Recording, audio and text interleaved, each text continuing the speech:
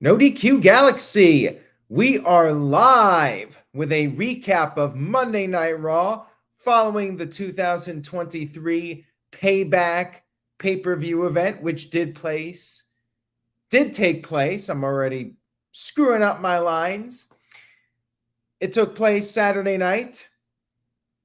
We kind of tend to forget about what happened at Payback because of all the drama in AEW, but yes, Monday Night Raw took place Monday night, Labor Day.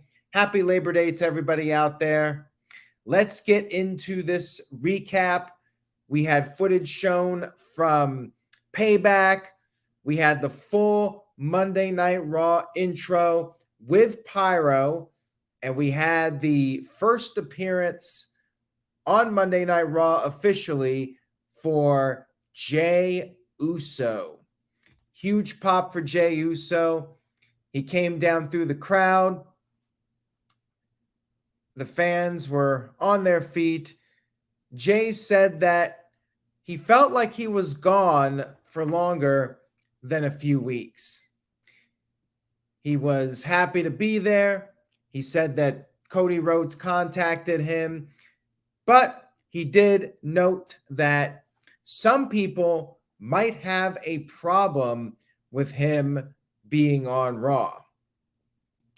That led to Sami Zayn coming down to the ring. Zayn said that he is happy Jey Uso is on Monday Night Raw. He says that Jey Uso finally broke free from the bloodline. Zayn does not expect them to be friends overnight, but he's proud of Jey for stepping away from Roman Reigns. Zayn went for a handshake. Crowd was chanting, "Hug it out," but Jey did not do anything. Sami Zayn started to leave the ring, and Jey stopped him. Jey called him back. Jey said that wasn't very Usy of him, and he offered his hand, but instead, Zayn went up to him, gave him a big hug. All is well with Sami Zayn and Jey Uso, but he still has some fences to mend, that's for sure. As Jey was walking to the back, Drew McIntyre and Matt Riddle made their entrances. Both of them gave these glares at Jey because, as Michael Cole pointed out, there's history between the bloodline, Drew McIntyre and Matt Riddle. They have not forgotten what Jey and the rest of the bloodline did to them. We had a Shinsuke Nakamura vignette. He said that he broke Seth Rollins. The only mistake he made was that he underestimated Rollins' grip on the World Heavyweight Championship. And during this vignette, they were showing footage from what happened after Payback went off the air, when Nakamura attacked Rollins and threw him back first into the entrance screen. Nakamura vowed to be world champion at some point. Caleb Jacobs sent in a $3.05 super chat. Thank you for that, Caleb. I appreciate it.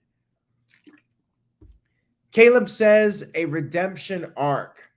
Well, that certainly seems to be the case here with Jey Uso, and I like this storyline because it freshens things up a little bit with not just Jey Uso, but with Raw as well. Now the question is, will we get a Drew McIntyre heel turn? Will Riddle turn heel?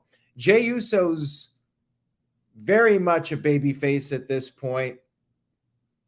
The crowd loves the guy, but he did do some bad things. However, there should be forgiveness. It looks like maybe he can get everybody to forgive him, but maybe not. We had Riddle and McIntyre against the Viking Raiders in a tornado tag team match. Now, before that, Ricochet was talking to Adam Pearce, looking for an opportunity. Adam Pearce basically blew him off to talk with Seth Rollins. Pierce was concerned about Rollins' well-being. Rollins said he was fine. And Ricochet went up to Rollins and said that he does respect Rollins. And there was a follow-up to this later on during the show. McIntyre, Riddle, Viking Raiders, Tornado Tag. Good match here with them. Some comedy. Riddle told McIntyre to get the tables, and McIntyre shoved Riddle and told him to get the tables. We had a table in the ring, and Ivar was about to be superplexed by both Riddle and McIntyre through a table, but Eric pulled the table away. McIntyre took down Ivar with a Death Valley driver, but then Eric pulled Ivar to the outside to safety. McIntyre went after them, and then Ivar came off the announce table with a splash onto McIntyre. Riddle saved McIntyre, but then Valhalla distracted Riddle, and that gave the Raiders the upper hand again. Kofi Kingston came down to the ring to try and even the odds, but it backfired. He accidentally hit the tip, the Trouble in Paradise, to Drew McIntyre, and Viking Raiders took advantage, hit their finisher, the double power bomb, and got the win, putting, I think it was Riddle through the table and got the win. After the match was over, we had a follow-up here with Drew McIntyre, and we'll get to that in just a minute. We had Seth freaking Rollins come into the ring, the World Heavyweight Champion, and he talked about retaining the championship at Payback, but brought up how Nakamura hurt him. Nakamura was able to walk out of the arena. Rollins had to be rolled out of the arena in a wheelchair by his wife, Becky Lynch, of course. He called out Nakamura. Nakamura showed up, and Rollins had a proposition. Rollins challenged Nakamura to a rematch on the spot. Nakamura responded with no.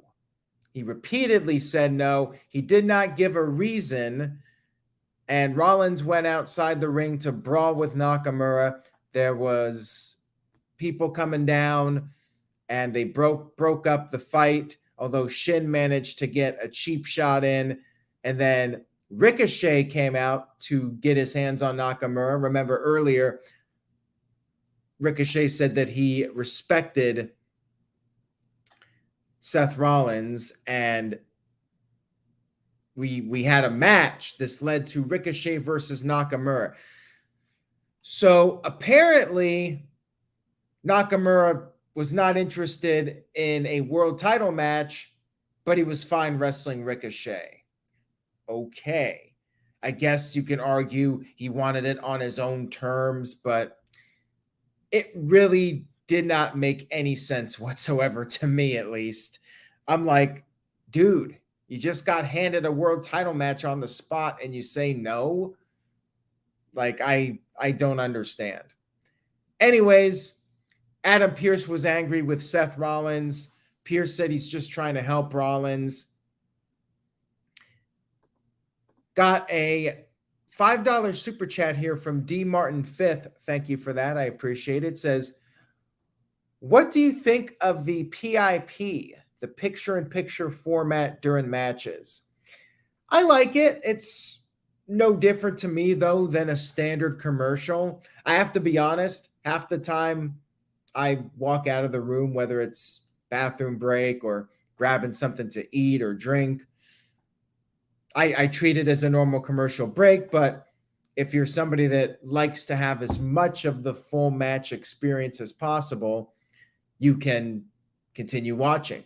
I'll tell you this much, at least with WWE, and I think AEW too, the picture-in-picture, it's basically just rest holds and the heel working over the baby face type of deal. So you're 9 times out of 10 not going to miss anything important if you're not paying attention during the picture-in-picture.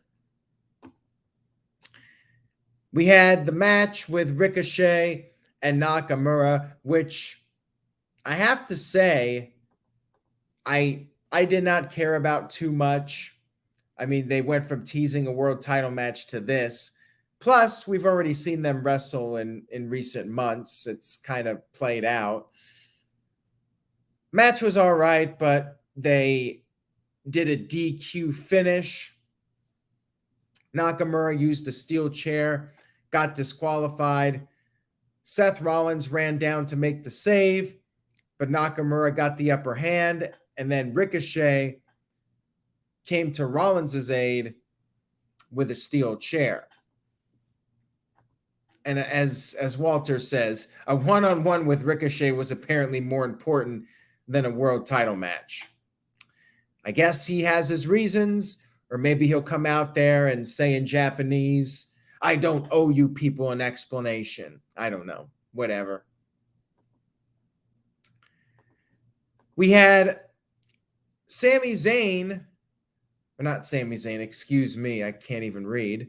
Zoe Starks saying in a backstage promo that she respects Trish Stratus, basically putting her over despite turning against her. She said that Trish taught her a lot. However, nobody pushes her.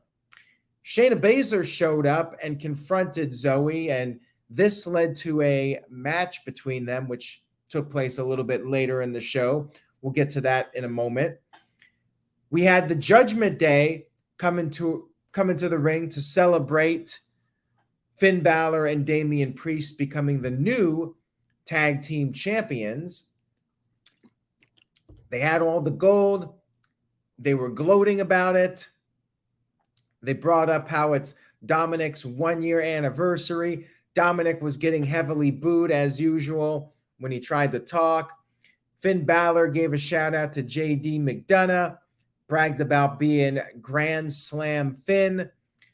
Rhea said that Damian Priest and Finn Balor rose to the occasion, and they are truly a family. The bloodline has fallen, according to Rhea, and Judgment Day has risen as the most dominant faction in WWE. JD McDonough then came out, and Damian Priest was not happy. Priest is still not sold on McDonough, but McDonough had a gift. He said that Damian Priest doesn't need the Money in the Bank briefcase because he has a new one. And McDonough revealed a Senior Money in the Bank, a custom briefcase for Damian Priest. Sami Zayn returned and said that it took 5 people to rob him and Kevin Owens of the titles. Owens was not there, as Zayn pointed out. No reason why. I guess he just took the night off. Zayn wanted a match with Dominic, but then JD McDonough stepped in and challenged Zayn, which Zayn accepted for later in the show.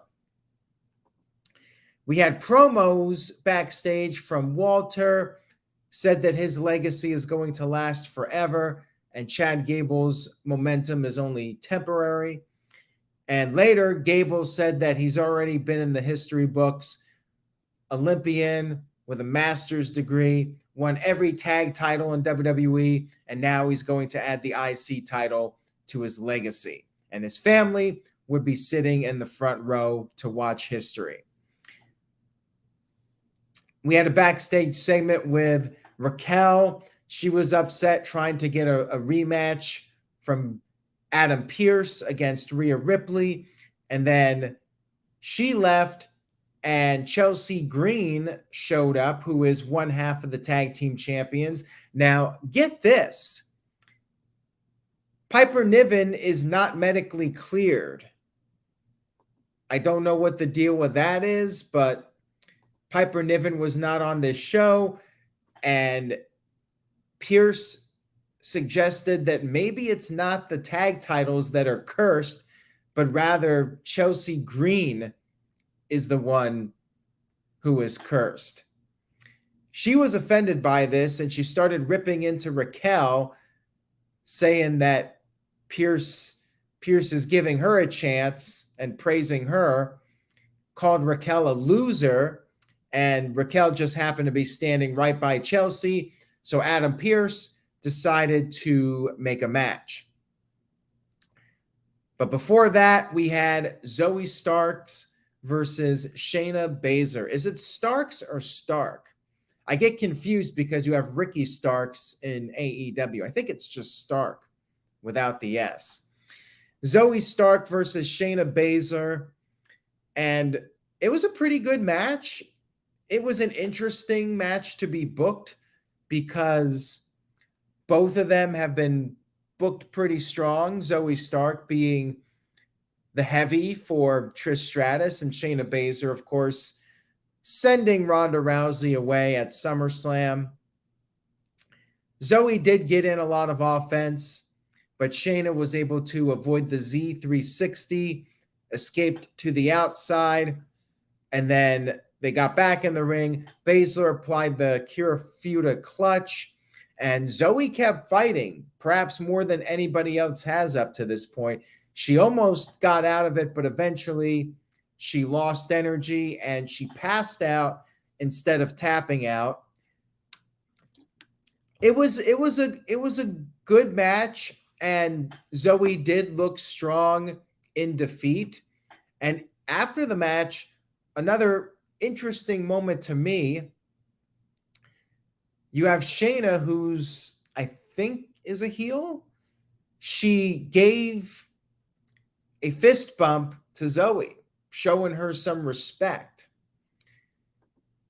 Now, this is interesting because Zoe just, I guess, turned face and Shayna's a heel. So they had the sportswomanship between them. Maybe they're going to team up at some point. I don't know where this is going, where Shayna goes from here, where Zoe goes from here. Maybe Shayna's actually going to be a babyface now and feud with Rhea Ripley. Like, I'm kind of confused where both of them go from here, but it was solid. It was a good match, and they both looked pretty good in it. We then had Raquel versus Chelsea Green in a singles match. Now, this was not what the previous match was.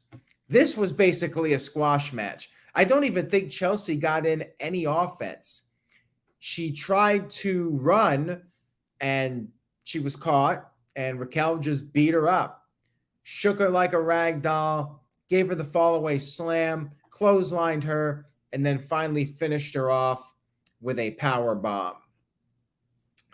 Poor Chelsea Green. Like, the tag titles, they're definitely cursed. And it's too bad because Chelsea, she seems to be connecting with the character, but yeah, they're booking her as a prelim wrestler here, and even though she's holding the tag team titles.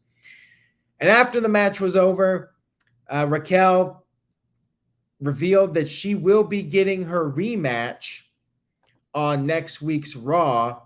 She will face Rhea Ripley for the title, and this time Dominic will be barred from ringside. Ooh, Dominic's not going to show up. But what about Finn Balor? What about JD McDonough? What about Damian Priest? Like, it should be all of Judgment Day and JD McDonough if she wants to make sure none of Dominic's people show up. But whatever. Or she just loses clean next week, which could be the case. Psycho Jet Black sent in a $2 super chat, says, I blame Sasha Banks and Naomi for the tag team curse. Well, I'll tell you what, Psycho Jet Black, I think in the book of Chelsea, she would definitely blame Sasha Banks and Naomi. But I think WWE would not allow that book to be read on television because you cannot reference Sasha Banks or Naomi. They are erased from history until they're on good terms with WWE again. Caleb Jacobs sent in a $2 or $3 super chat. $3, excuse me. Thank you, Caleb. Says, so Zoe is definitely getting pushed now. yeah, even though she lost, she had a good showing, held her own, and Shayna should absolutely not be losing at this point after dominating Ronda Rousey at SummerSlam. Shayna, I guess, is going to be a babyface and challenge Rhea Ripley. Like, Rhea needs some challengers, and you could add Zoe Stark to that list as well. Maybe both of them are going to be faces going forward. Shanti is cooler than you sent in a $5 super chat. Thank you for that, Shanti, and I'll take your word on the username. Says, I'm watching from the beginning. Sorry for the delay, but I can almost sense a Ricochet heel turn at some point on Seth. That seems like a bad idea. Ricochet, we know he's not a great talker. The guy is known for his high-flying moves. I just don't see that working. With Sami Zayn, Zayn could talk. You need to be able to talk, or you're not somebody that does flashy moves. I just don't see it working, but you never know. Maybe he would surprise me. And sometimes you have to take a chance and do something different. So we'll see. We had Drew McIntyre backstage looking for Kofi Kingston. Riddle was trying to calm McIntyre down. McIntyre was not happy. Kofi did show up. He apologized, but McIntyre warned that he will be keeping his eyes open in case there are any more accidents. This does seem to be maybe planting the seeds for a Drew McIntyre heel turn.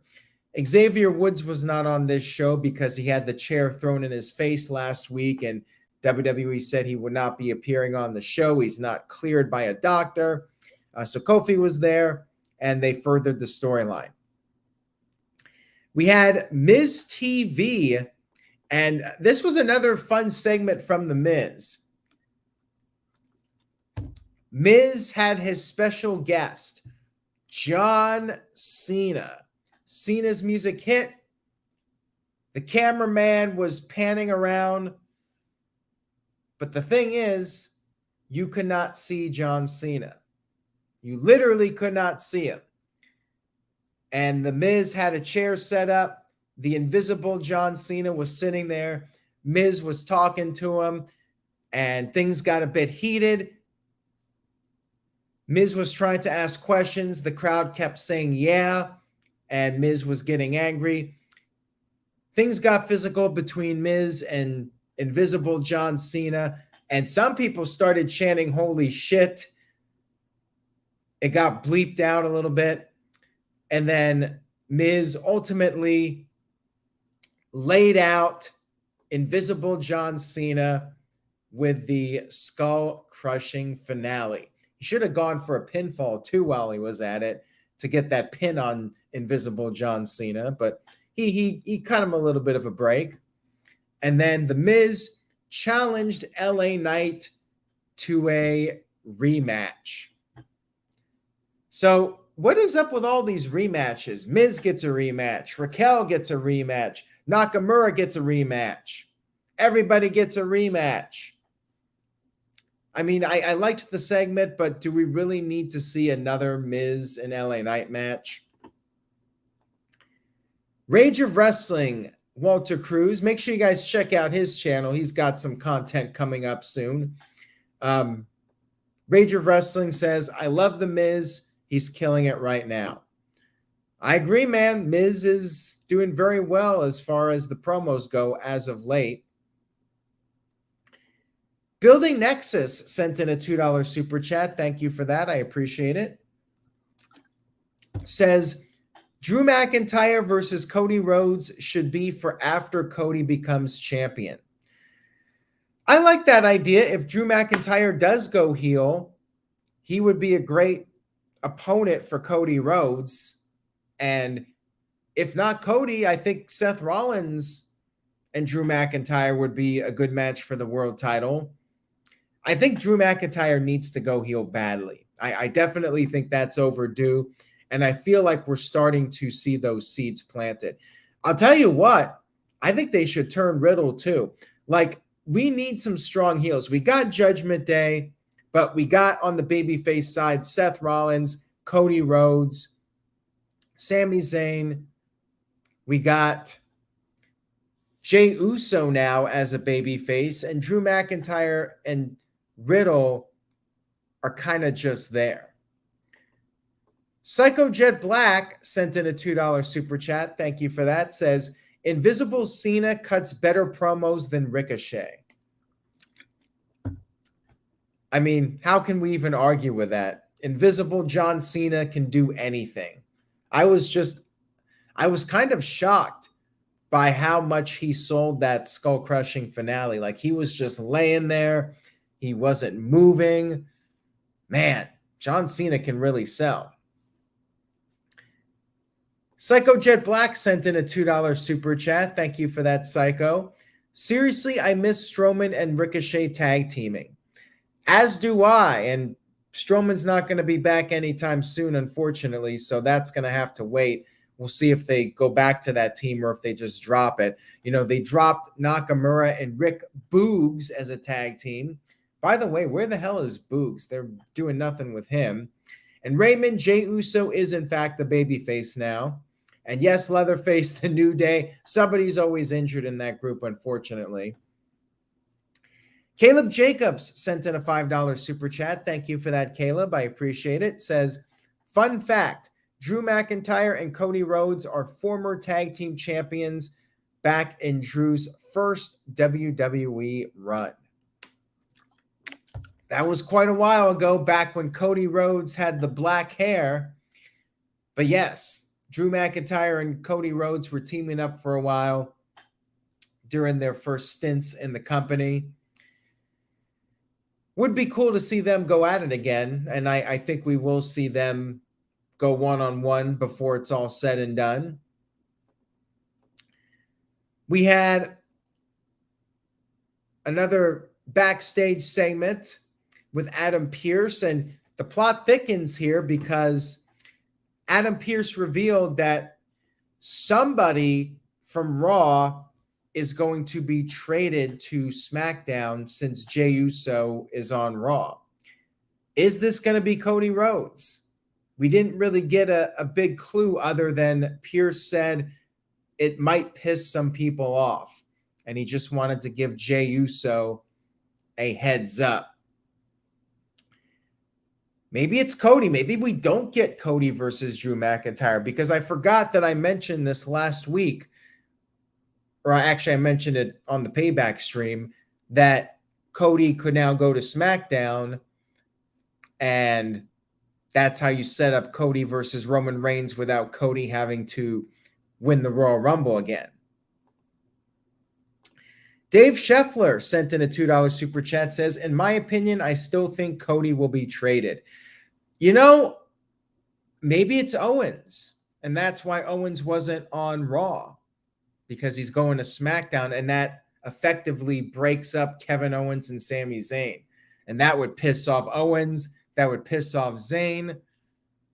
Maybe that's what it is, because they're definitely building up this story that Jey Uso doesn't have too many friends in the Raw locker room.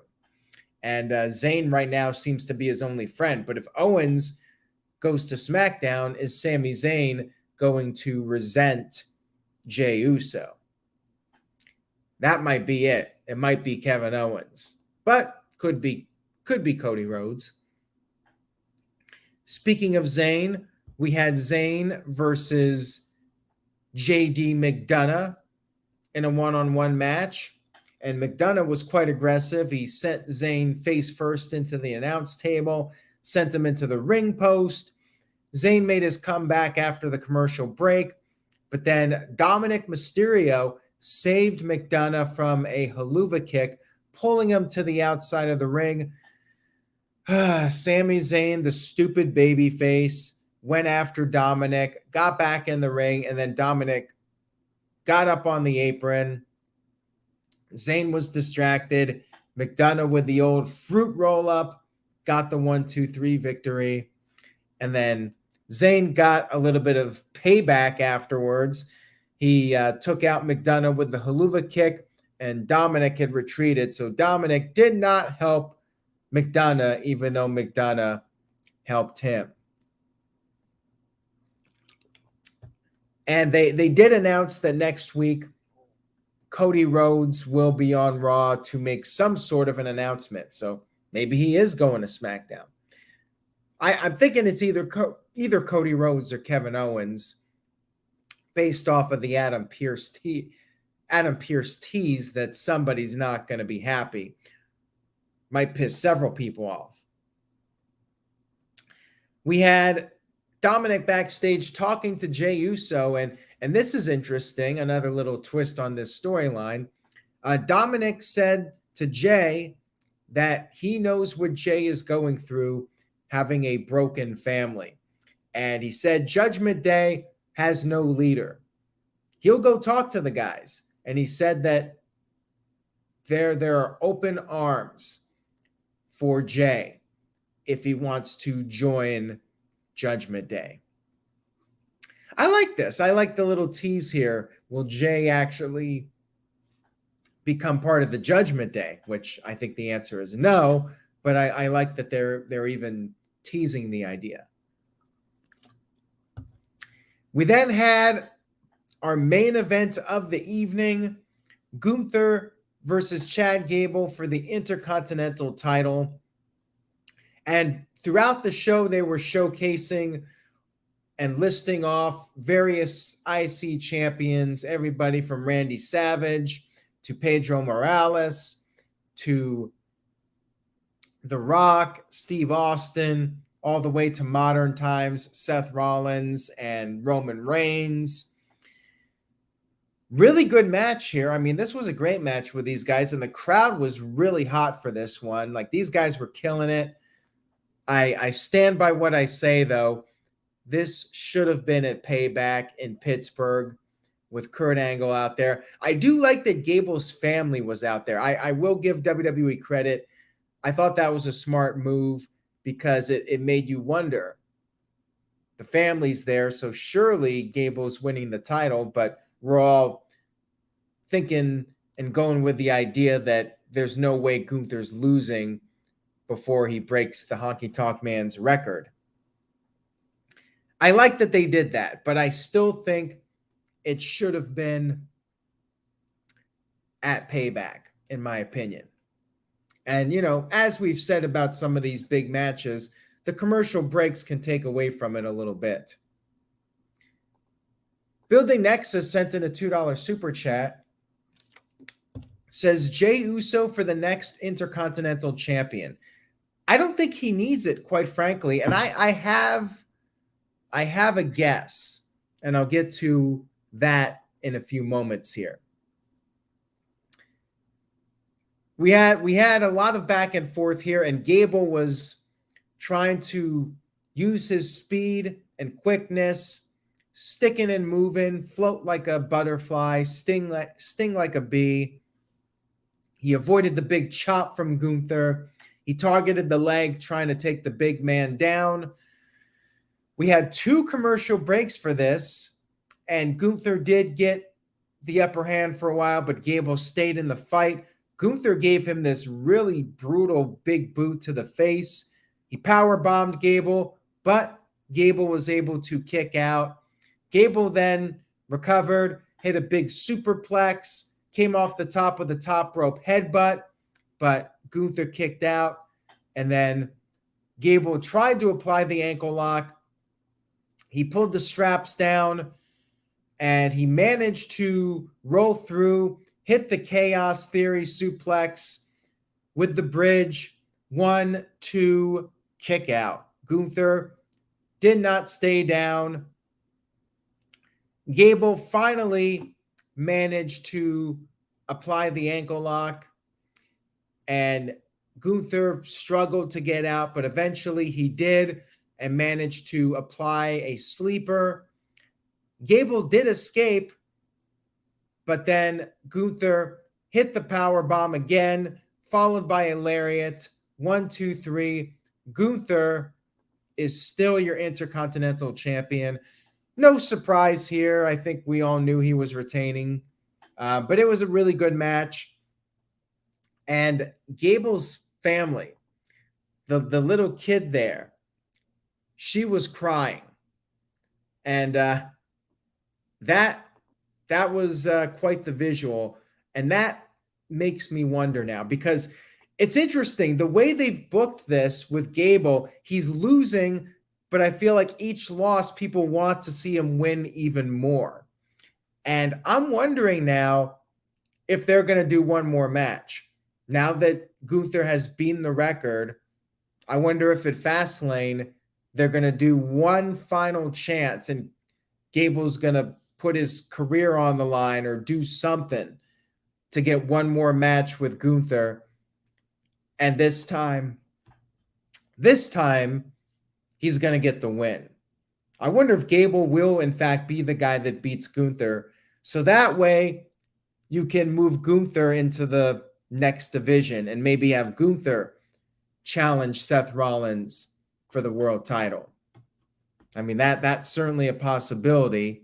And that would be a very WWE thing to do. Maybe they don't do that, but we've seen it before, like with Nikki Bella. She broke that record of AJ Lee only to drop the title like a month later or even less than a month. So nothing would shock me, like if Gunther beats the record and then drops the title right away, but we'll see what happens. I could see Gable. I could see him winning that title now because fans want to see him win it even more now after he came so close. And this might have been the most heated match of Gable's career. Like he felt like a main event guy out there against Gunther. And the crowd bought it. The crowd was into it. Despite how Gable's been booked all these years, the crowd see him as a top tier guy. And I think you got something here with Gable. The game is on 100. Sent in a $5 super chat. Thank you for that. I appreciate it. It says, now we can all say the greatest and longest IC champion of all time, the Ring General, Gunther. In the Barney Gumbo voice, I like it. Sorry, Honky Tonk Man, don't be sad. Poor Honky Tonk, although he took it in stride. I saw his Twitter account, Honky Tonk Man. He acknowledged Gunther. So there you go. Honky Tonk Man had quite the run, and they did bring it up. They didn't ignore Honky Tonk Man. They brought up how it was a 35-year record finally broken. Rage of Wrestling. Walter Cruz sent in a $10 super chat. Thank you for that, Walter. Says, who gives a shit about a trade? There is no real brand split. When the story needs it, the person will just show back up on Raw. The IC title match was better than half of All Out. Yeah, I said it. Wow. Well, that was quite the claim there. Now, I did think it was a great match, and as far as TV matches go, this was up there among the better TV matches of the year. I will say that. And as far as the trade goes, I do agree with you. They very much have watered down the brand split, so it is hard to care about it when Jey Uso, and I mentioned it earlier, like he's officially on Raw, but he was making all these appearances earlier this year. So I get where you're coming from with that. Psycho Jet Black sent in a $2 super chat, says, why was the Intercontinental title hot potatoed in the 2010s? Well, we know it wasn't Vince Russo. That would have been 98, 99. And actually, the IC title was pretty well protected during Russo's time. I think for the most part, 99, there were some title changes. I have no idea, other than they just saw the title as a prop, which is from the book of Vince Russo. The titles are just props, but yeah, especially in the 2010s, It was just something to keep the mid-carders happy, I guess. And Psycho Jet Black sent in a $2 super chat. Thank you for that. Says, Leatherface's title is more credible than the women's tag team title. Well, yeah. I mean, there's no question about that, Psycho Jet Black. The book of Jeff Jarrett would tell you that the most prestigious championship in wrestling right now is that beautiful title, the Leatherface World Championship. And I think we need to see that title defended. Jeff Jarrett needs to be on Dynamite defending that title. He needs to do what Orange Cassidy did. Open every single episode of Dynamite with a Leatherface championship defense. Let's do it. Why not? I love that title. Anyways, Raw was a good show. It did drag at times, but the crowd was pretty solid. They were red hot for the main event. Main event was great. I enjoyed the Miz's segment. That was funny. I like the tease of the Drew McIntyre heel turn. That was well done. I like the Jey Uso storyline so far. Who can he trust? Is there going to be some kind of split with Sami Zayn again? Where is this all going? They got me intrigued. So I will give it a solid B as far as a letter grade. It was a good show. And they did build up a few things for next week. Cody Rhodes is going to say something, and we'll have to see who gets switched, traded, whatever you want to call it. So, yeah, I enjoyed Raw overall. Definitely check out the main event, Miz's segment, and the stuff with Jey Uso. That's all I got, everybody. I hope you enjoyed the video. Stay tuned to NoDQ.com. No DQ review is back. Tuesday night, 7 p.m. Eastern, 4 p.m. Pacific. And, of course, it's available on demand. I'll be back after that with Dynamite. Might be a busy week here. All the CM Punk news. I'm sure there's more to come. So stay tuned for all that. And remember, say yes to NoDQ.com. And I will see you all next time.